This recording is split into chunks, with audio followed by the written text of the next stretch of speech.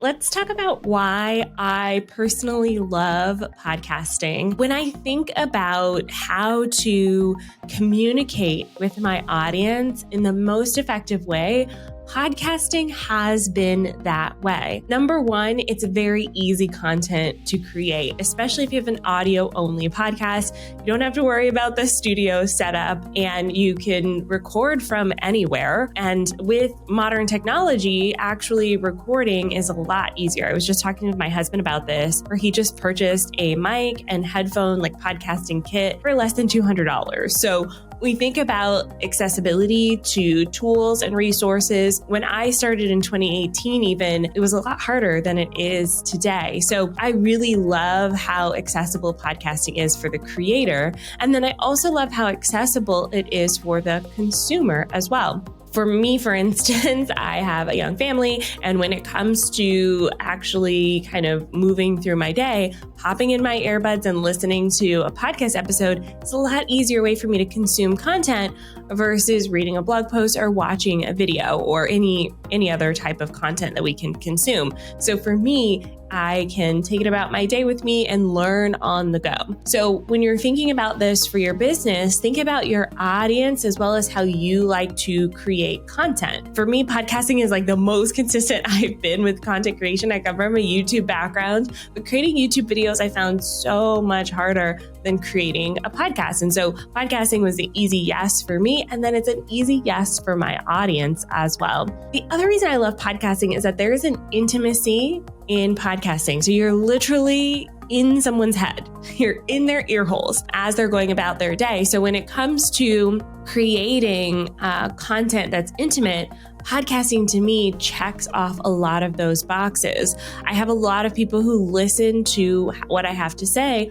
on a weekly basis. They turn to me as their resource and their educator in the space. And so when you think about your business and the intimacy of your audience, podcasting can connect people in that way. When it comes to podcasting as well, I love that it is an emerging medium. So a lot of opportunities in the podcasting space, and there's still not a lot of podcasts. When we think about other content pieces like blogs, videos, like YouTube channels, social media accounts, podcast still doesn't have as much competition as some of the other resources. That means podcasting is the least competitive option out there. Now, because of that, I will say this, sometimes with some audiences, there is a little bit of a learning curve when it comes to podcasting. So if your audience is not technical, it can be hard to find your podcast. So whereas if you have a YouTube channel, you tell people you can find me on YouTube, just search OnlineDrea and you'll find my videos. Podcasting is a little bit different. If they don't have a podcasting app, you'll have to educate them on how to download an app like Apple Podcasts or Spotify,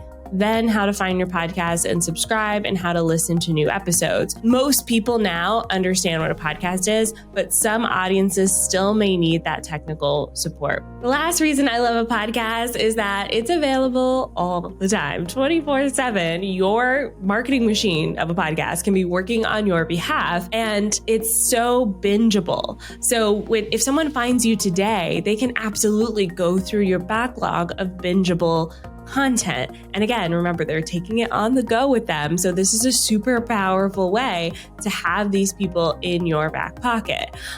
When you think about other content types like social media, for instance, it's not really an organic way to consume content. If someone finds your Instagram today, they don't necessarily go back through all of your content. I mean, sometimes they may, but most times they'll just go forward with you. Podcasting is a little bit different. When someone finds your podcast, they'll absolutely go through your backlog. My backlog is actually listened to just as much, if not more so, than new episodes when I release them. So I love that my concepts, my framework can live so much longer when it comes to creating social media, when it comes to creating podcast content. I'm so used to talking about social media when it comes to creating podcast content. So that is why I love podcasting.